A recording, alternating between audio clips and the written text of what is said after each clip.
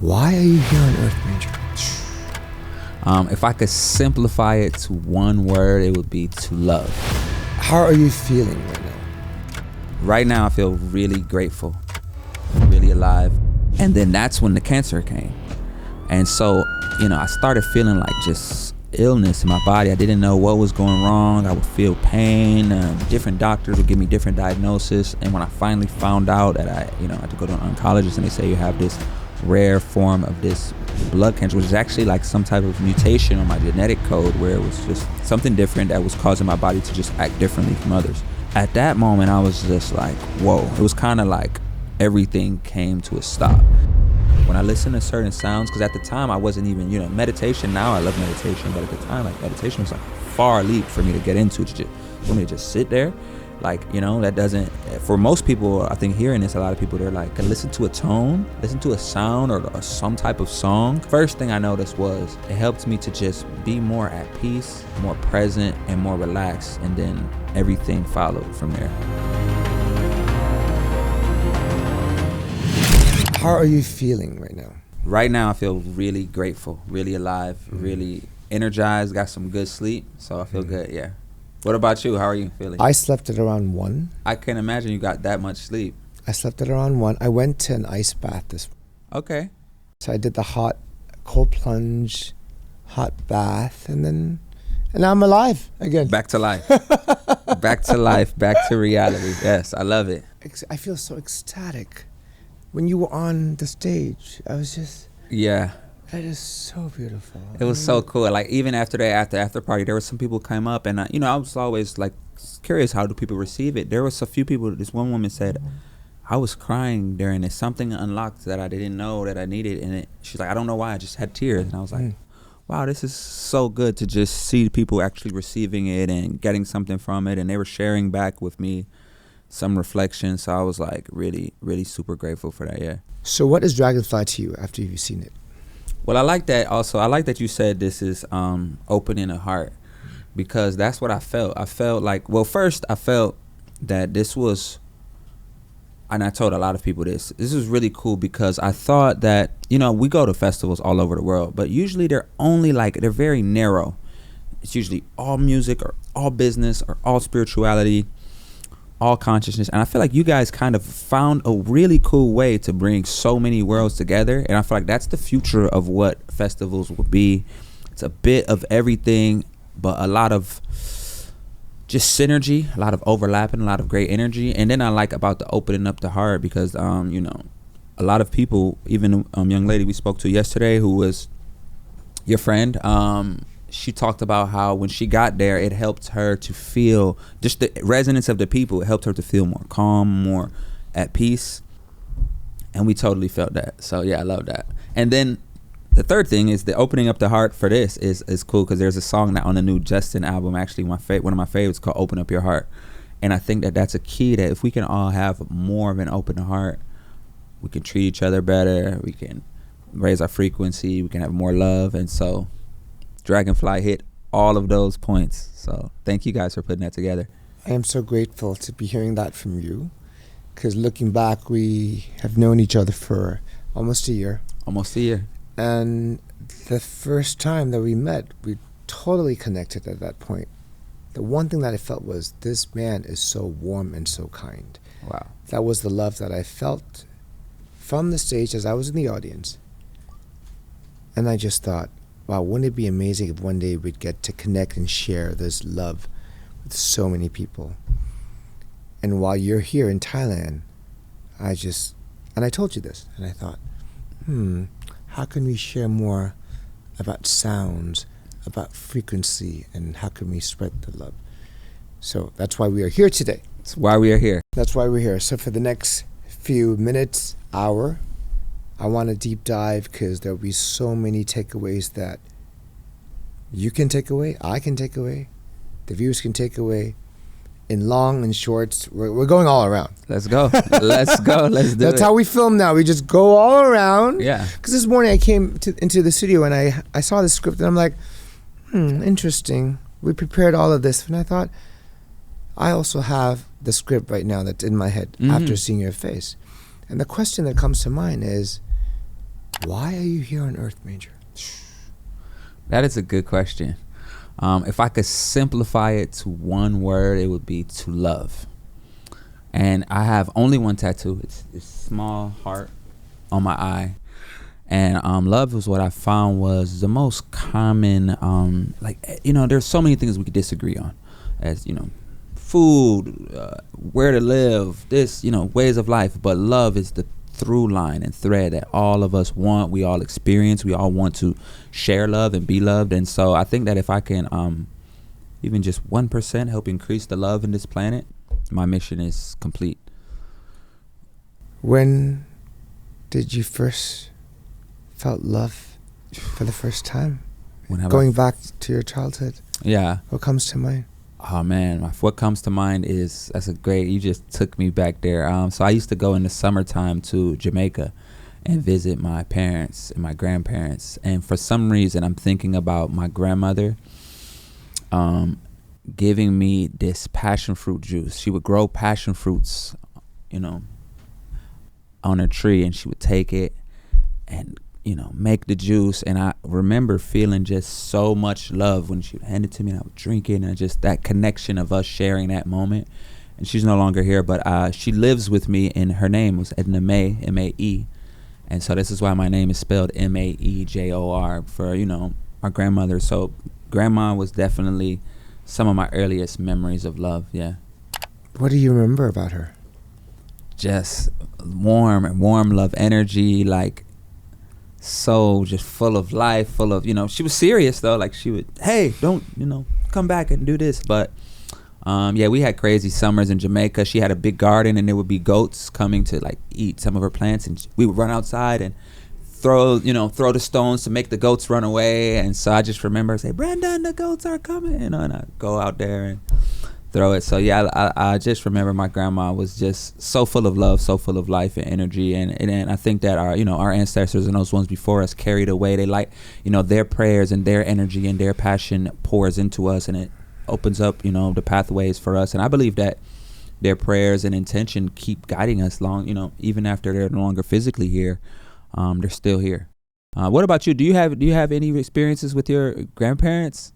The love of my life will always be my grandma. Wow. She raised me.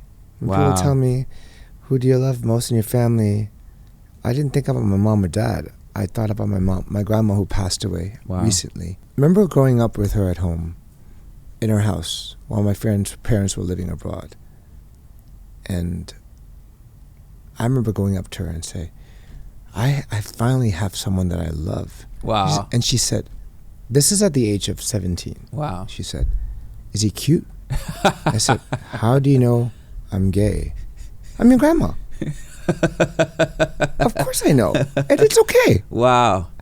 Just that story in itself yes. would reflect upon how open of a woman she is. Yeah. And she worked until the age of 90-something. Wow. Going to work.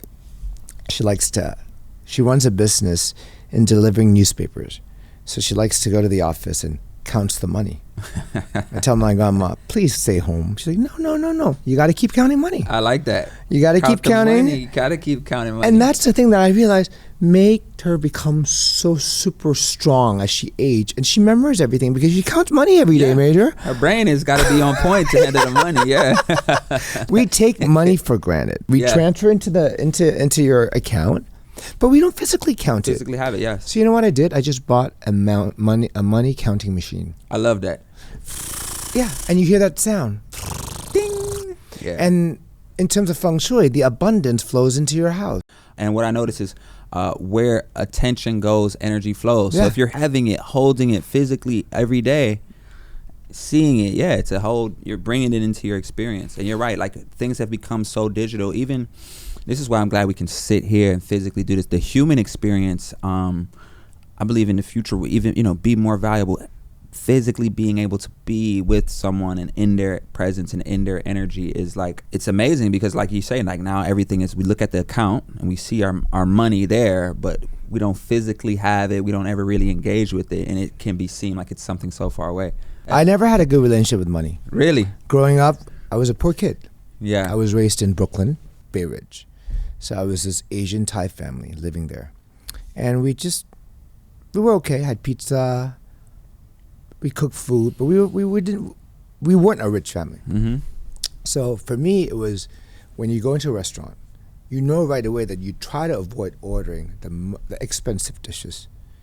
So if we go to an Italian restaurant, I'd be like, oh, salad, fish, Mm-hmm. and I look at the price of the menu. Mm-hmm. And I still have that ingrained in me, the Yeah. system of picking the cheapest thing on the menu to make my parents be okay. Totally. Even in my college year, even when I've somewhat made it in life. And that has been attached to me. And I have I feel bad about making money. I feel like I'm a bad person because it's ingrained into my system. Mm-hmm. Rich people are mean. Mm-hmm. People with money is bad. Mm-hmm. So I had a really bad relationship with money up until only just a few years ago do I realize that I need to shift your mindset in order to have that abundance. Yes, totally. I mean, I've even seen like growing up, like I was in like exposed to a lot of Christian ideas, and they would say like it's easier for like a camel to go through the eye of a needle than for a rich man to go to heaven. This was something I would hear constantly, and so like you're right, we kind of had this idea of people with money are maybe not so good. And I remember even talking about like this with the restaurant. Like I remember I would go with my dad to the McDonald's or anything like this, a fast food, and he would say, get what you want, but his hand was on the dollar menu. It's like, order what you'd like, you know.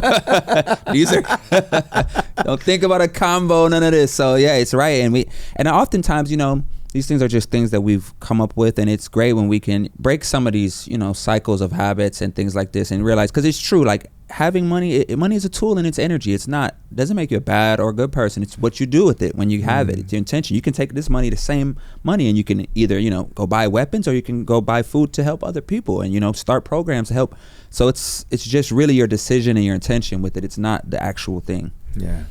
Going back to love, what made you fall in love with music? Oh man.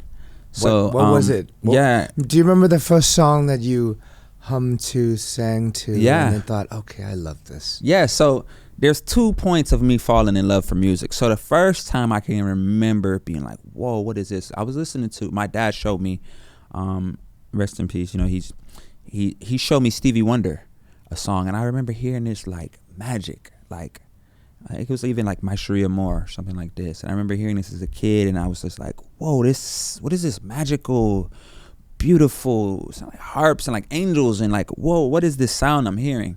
So that was my first like, wow, this is amazing. But still, music for me was something so far away. Like I grew up, I was into sports, I was into other things. I didn't know anyone making music. And this is why, like I shared yesterday at the Dragonfly, where I think it's important to exposure. So like the first time I heard music was the Stevie Wonder, when I remember feeling like, wow, this is magical. But then it was still something so far away. And then when I really fell in love with kind of getting involved with music, was there a kid at my school named Niles, shout out to Niles. He brought a CD to school of his music, and just me, like I see him every day in class, I know him, I can touch him, I can reach with him. And then when he shows me, hey, I'm making music, something clicked in my brain, like, whoa, you can do this? To me, you know, like I thought like music was like far away, like a, you know, like a UFO, like an alien. Like I see a studio, you know, it looks like something that's so foreign, and you know, you have to have so much money to even access. But when he showed me, I made this, and I said, you have to show me this. And he said he did it on a computer program.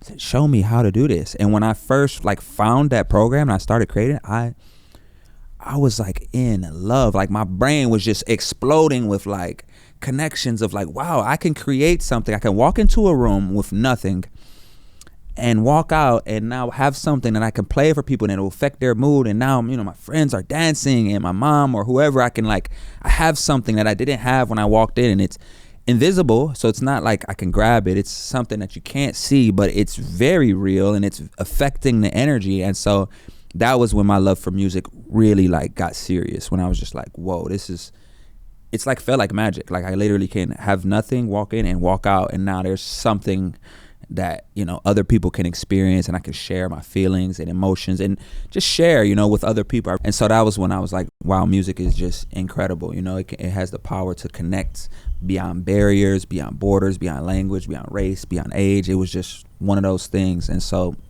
from that moment, I was hooked. I think everyone sees that they're on a mission to climb up somewhere or go further in life. But looking back in your history, I feel like you just enjoy what you do. Totally. Not needing to go up, you're just expanding the love, right? We're not climbing up, but we're expanding. I like that. And as you expand, as we become more expands, I see that sometimes we get stuck in uncertainty, insecurity, and we don't truly expand and be comfortable with ourselves. Now, I'm sure that when you got into the business, when you started producing, before you made it to a certain extent, there were moments when there were doubts. Yes. Why? How am I going to do this? When am I going to break out? Totally. Tell me about that journey and what was the shift like for you? Yeah. So you're right. In the beginning, I didn't have any intentions or goals of the music industry. I didn't even know that, you know, that was a thing that you could. I had no idea about this. I didn't know anyone in music. I didn't know anyone in LA and any of these places. So it was genuinely just for the love of creating and that connection when I can play something and I watch someone's reaction. I'm like, whoa, this is cool. It's through putting my music online, I started to slowly get more into like the business side of it. Some of the artists that I was collaborating with, they started getting really famous and getting into the industry, and then my music would go along with them. But at the same time, there was a lot of uncertainty. So I had just started college, and my mom's Jamaican. She said, you must finish college, man. I know about the music business. Like in terms of like, we don't know if this will be sustainable. Will you make any money from this? And I didn't either. I didn't know if it was like a real thing. So I'm in school doing the music, kind of like, you know, I love the music, but I didn't know if it could be a real career or a life or, you know, so. But when it kind of changed was in my dorm room, I produced one that got platinum. So I had a plaque, you know, like when you go to you see the awards. And so I had this in my dorm room. And I'm looking at the plaque and I'm like realizing that means 1 million people have heard this music or bought this music. So imagine how many people have heard it. And I was just like, wow, music really has the ability to, you know, to reach like this. And then when money started coming and I was like, whoa, I'm making more than my teachers. What am I doing here? And even in the beginning when it was coming, I didn't know if it would last. You know, I thought maybe this was just a blip in the radar, you know. I enjoyed it so much, but you know, that was over 20 years ago. Now I haven't done anything else than music as like to try to get, you know, as a career. And so now I'm let's look back and I'm like, wow, this journey has been so magical and beautiful. Like each step along the way, the right person came, the right thing came, and it just kept going. So I can't say that there was one moment when in uncertainty or the kind of unsureness if I would make it, or even the, you know, the fear of things. I can't say that there was one moment where it faded away, but I just gradually started to keep going into it, keep pursuing it, keep going, and I'm here now. Yeah.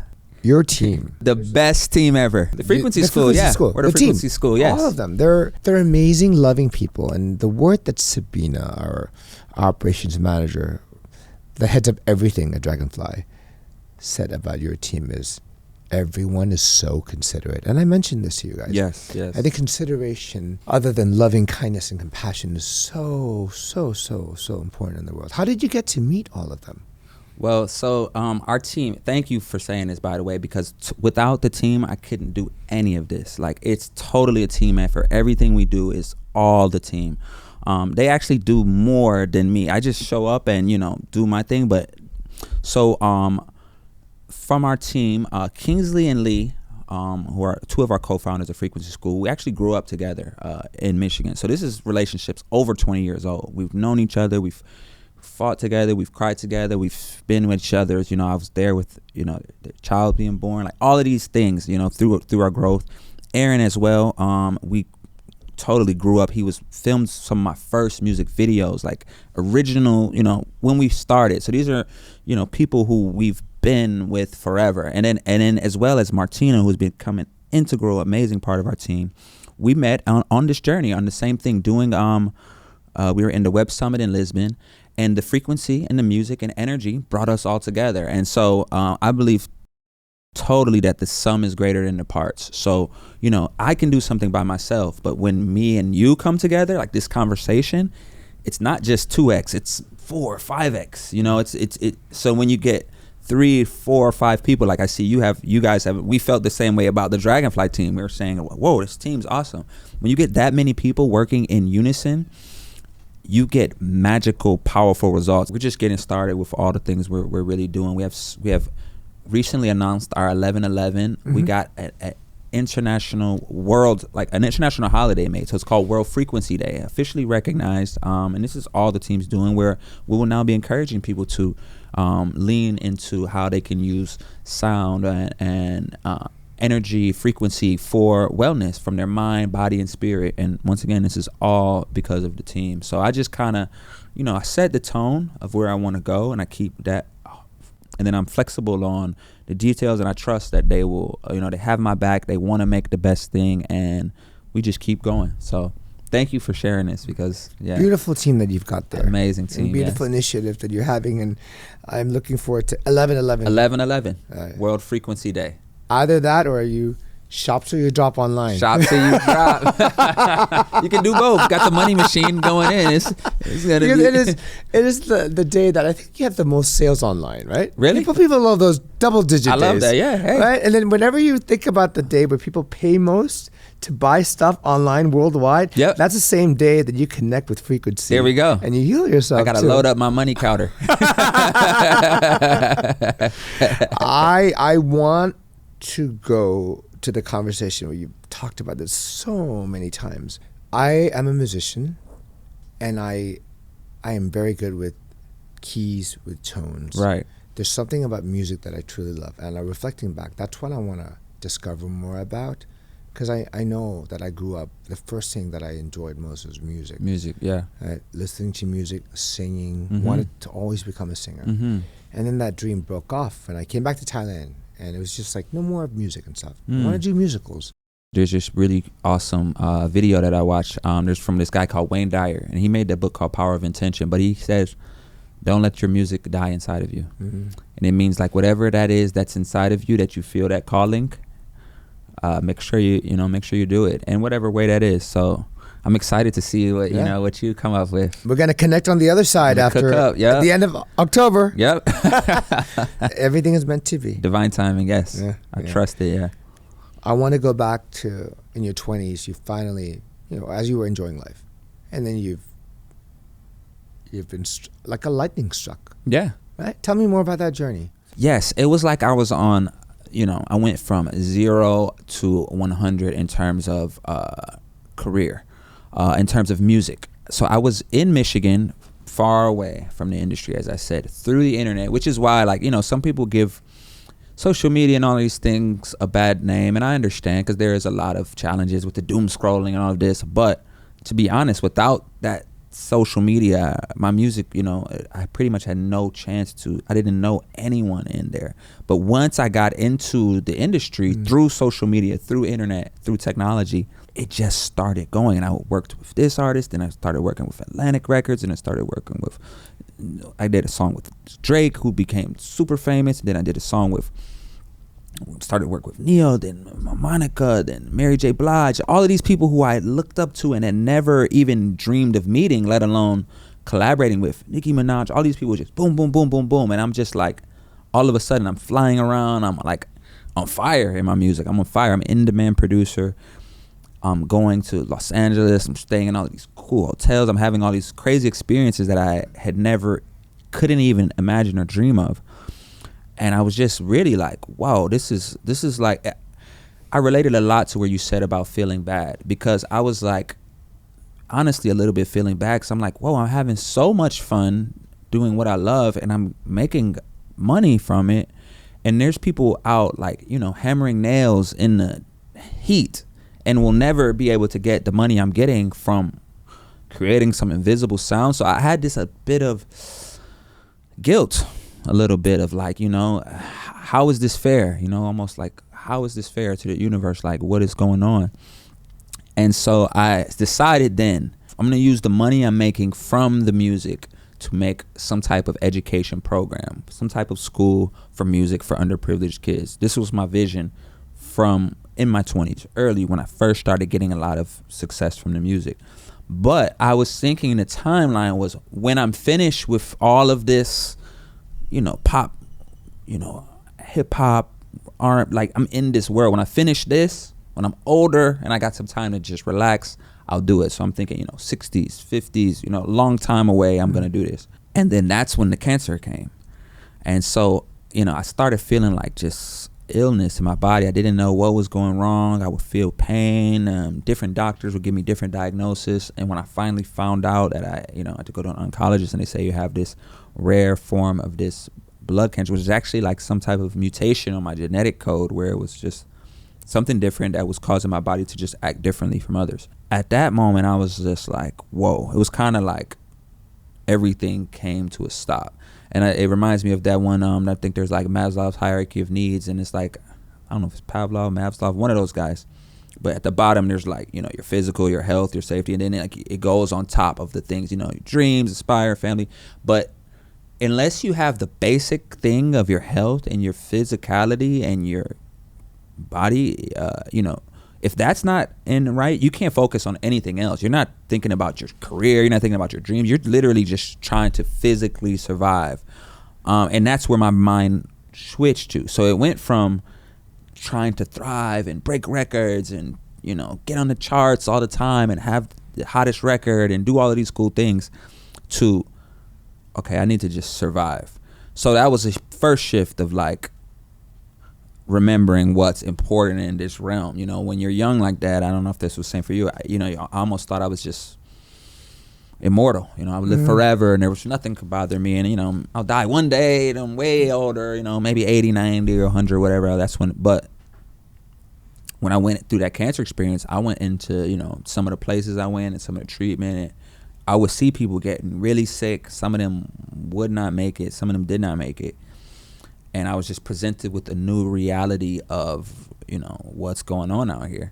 And so at the time, I was just like really kind of, I was just shaking because I was like, whoa, why is this happening to me? What's going on? How is this? But now, after, and even as I was going through it, I recognized that it would be a part of my journey, a huge part of my journey, in the sense of a yin and yang. And the main thing that it made me do was, just like how we're doing this interview now, it made me start thinking about what can I do now, not what can I do when I'm 60, when I'm 70, when I'm 80, because there's no guarantee of that. And I recognized it then. And so this is why I look at that cancer experience almost as a blessing, because I notice when I talk to elderly people, that's when they sometimes start thinking about their mortality in this realm, and they start to think about what's important. And this is usually something that we think about older. But when I went through that experience so young, it forced me to think about it now. And so all of the things that you see us doing with the frequency school, with the sound healing and all of these things were ideas that I had and was putting off. But now it's like, if I have an idea or I have a vision, something that's pulling my heart, I do it now. I do it now because of that experience. So that is like, and the truth is, everything is always now. It's only now is the time we have power to do anything. I'm one of those persons who's guilty of living in the past, thinking about something that happened, I'm sad or whatever, or even more thinking about the future, what's going to happen, what's coming up tomorrow, and I'm missing the present of now when we have the power to change it. If someone asked me 10 years ago who was the most important person in my life, I'd say mom, dad, even my husband, boyfriend back then. But now if someone asked me who is the most important in your life right now, I'd say Maejor. What? Because we're here right now. Right here. Exactly. Because only you exist in the now. In the now, yes. Okay, you've got King, you've got the team in the room. Yes. Martina, they're all here. But they're right all important. now, but right now, what do I see? Right. I see you. Right. I love that. I see you. And you are the most important person right now. What can I do with you? What can I vibe with you? And I noticed that with myself in the past, I just walk past people. I just be like, hi. Yep. Yeah. I don't get to connect. Yeah. So I make time to connect. Although my team tells me sometimes, make it faster, Woody. You talk too long. You're saying too much highs and hugging people too much. But at the summit, they're like, you gotta move faster. But I mean, I don't know if I'm gonna see them again in this life. Exactly. And there's that famous quote of Maya Angelou. They say people won't remember, exactly what you said, but how you made them feel. So that moment when you're talking with them, they will always remember that. So. Yeah. Even though your team that's their job to keep you going, you're doing the right thing, keep giving that. Yeah. Because you never know if you're going to see them at all in this lifetime. You never know, yeah. Right? And I think that the universe has set everyone to meet each other. Yeah. Even on the streets. Yep. If you consider to look at one another. Nothing is chance or coincidence. It's like, we're floating on a rock through space, perfectly timed with the sun right there. Like, there's an intelligence behind this that's really... And I love what you said about ICU. So I was smiling because I got a chance to just make the music for the Dalai Lama's 90th birthday. And the message was, the song is called ICU. And it's all about how when we see someone, it's I see you, you see me, tell me your story. I see you, you see me, all of your glory. Like when we see someone in that present, that you're being present with them and you're giving them the opportunity to be seen, to be witnessed, and we all want that and experience that as every human, so every person, like when we meet them, and this is something I'm working on because sometimes I have stuff going on in my mind, but it's like, how can I take that away? I'm here with you now, I'm seeing you, I'm hearing you, and that's powerful in itself. So for a newbie who still doesn't understand how can sound heal, can you run by me? Yeah. When you explain to people, what would the simplest way to explain sound and how does it heal? So I like to say it from two different perspectives. So there's the science and the spiritual. From the spiritual side, one thing that I learned from my friend who was an ex-monk is actually from Jay Shetty.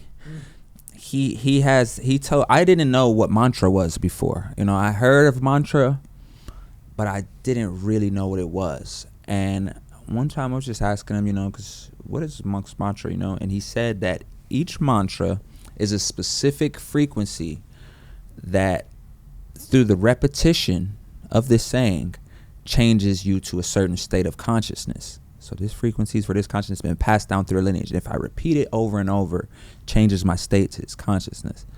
And I was like, wow, that's really cool. It kind of reminded me of like a pop music, how there's a repeated chorus, a repeated thing, and you say it over and over, and it becomes, I saw a recent video of Michael Jackson.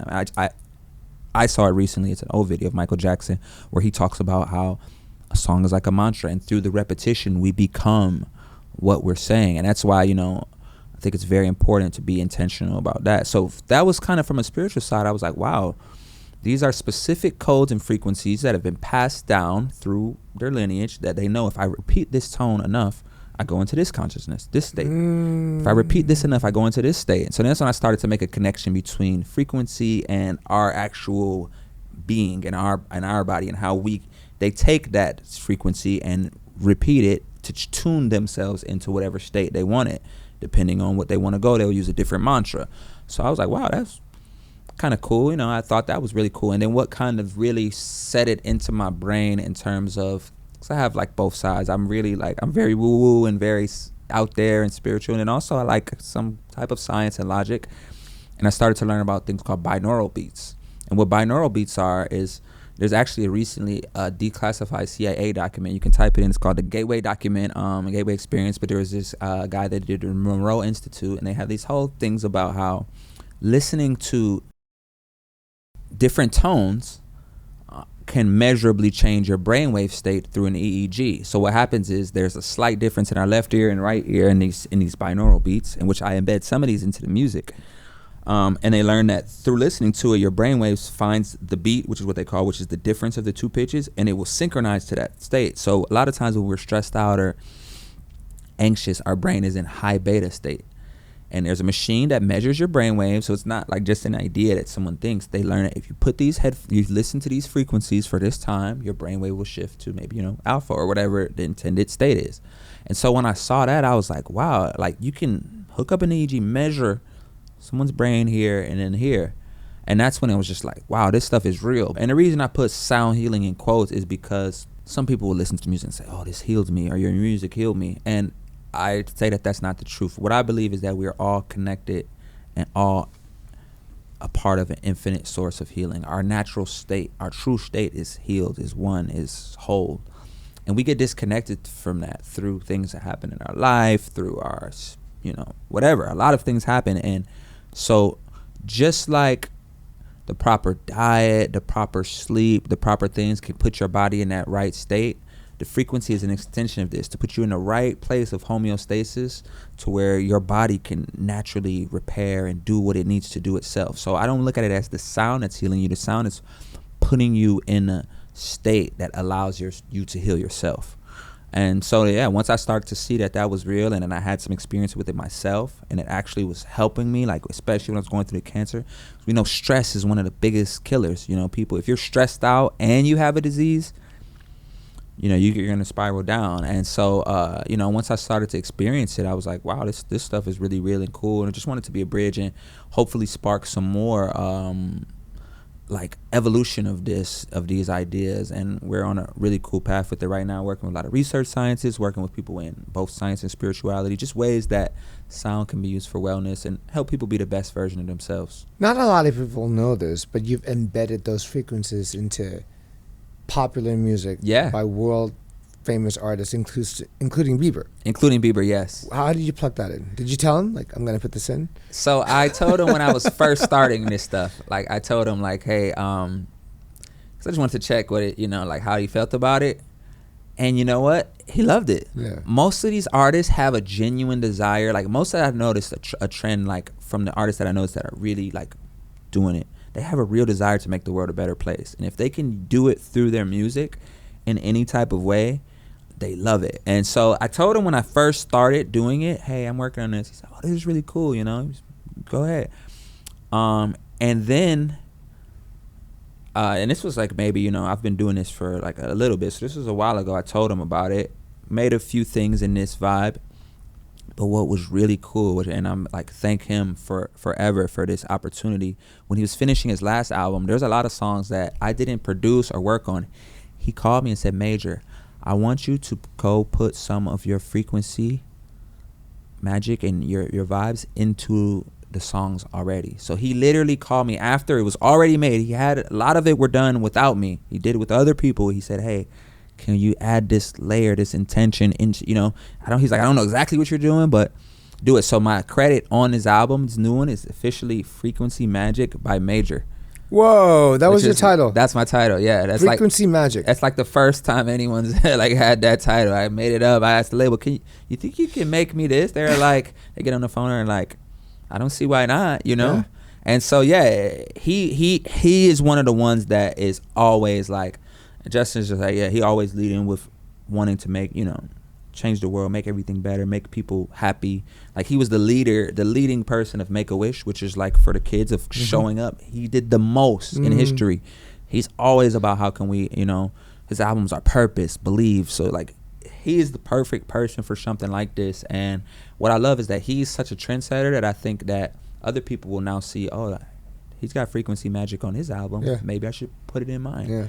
And this also goes back to like setting intention and just kind of letting it go. Like my intention was to bring frequency and this sound healing stuff to the mainstream, but I didn't know exactly how it would come.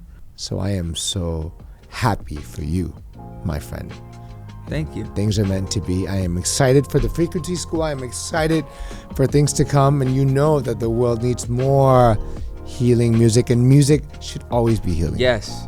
And I want to thank you, and you guys have the best team. Honestly, the Dragonfly team was so intentional, so thoughtful, so caring, and just for bringing that energy. Even if we weren't a part of it, all of the people that were there, you created a resonance that will create a ripple effect in those people's lives and their family and those. So this is how we change the world. So I want to thank you guys for doing this, and thank you for being you, Woody. Thank you for being you, Maejor. Yes, sir. I'm going to teach you this Thai. Okay. Have you learned it? I don't think so. The Thai greeting? Which one is it? No, I don't think so. You put your palms together. Okay. And then you bow your head down a bit, just in respect of the person that you are in front of, and you just say Sawadee Krap. Sawadee Krap. That's it. Wow. Sawadee Krap. Sawadee Krap. It's going to be a mantra for this week. I love that. Kap Kung Krap. Got it.